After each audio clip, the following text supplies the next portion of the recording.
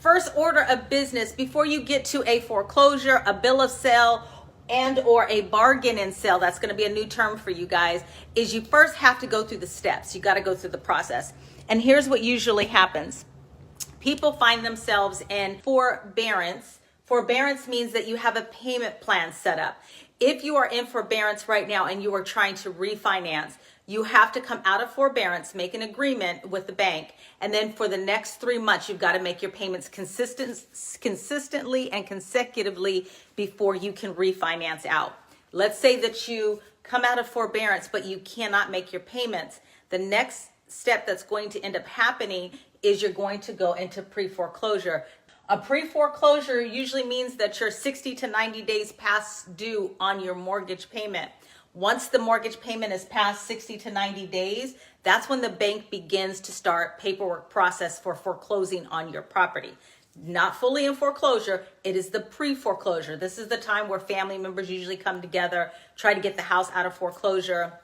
This is the time where the current homeowner can actually pull it out of pre-foreclosure and bring it current, all right? If they're unable to do that, the next step from forbearance goes to pre-foreclosure. From pre-foreclosure, we get into the actual foreclosure process, all right? This is where you can actually start buying them on the courthouse steps. Our actual foreclosure is when the paperwork have actually been filed by the bank. That is now on the courthouse steps. There is a website called foreclosureradar.com, foreclosureradar.com. You can go on there, and that's generally where you can find a lot of foreclosures that are coming to the market. What's up, AJ James? I see you.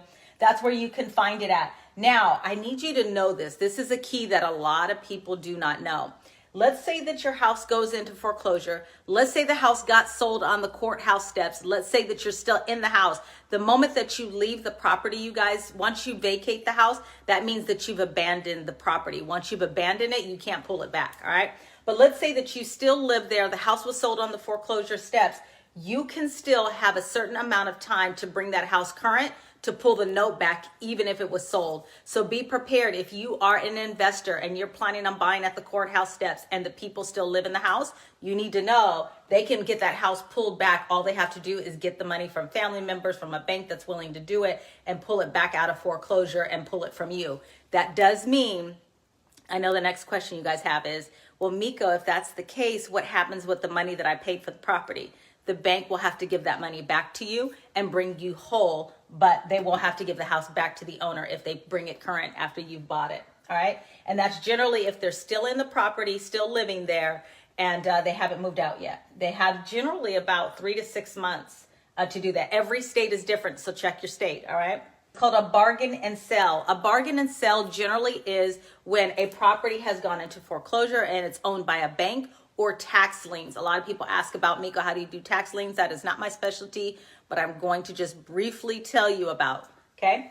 A bargain and sell is when it just basically says that you have the authority, the right to transfer the property ownership over, all right? And so that would be like somebody, let's say that you're completely current on your mortgage, but your taxes are behind. The owner of the taxes, usually the county, has the right to actually sell your property and transfer it from you. Or let's say that the bank has the property. They have the authority to transfer the property from you. So that is what a bargain and sell is, all right? It just means that whoever has the authority to transfer deed of that property, that would be the bank or a tax lien.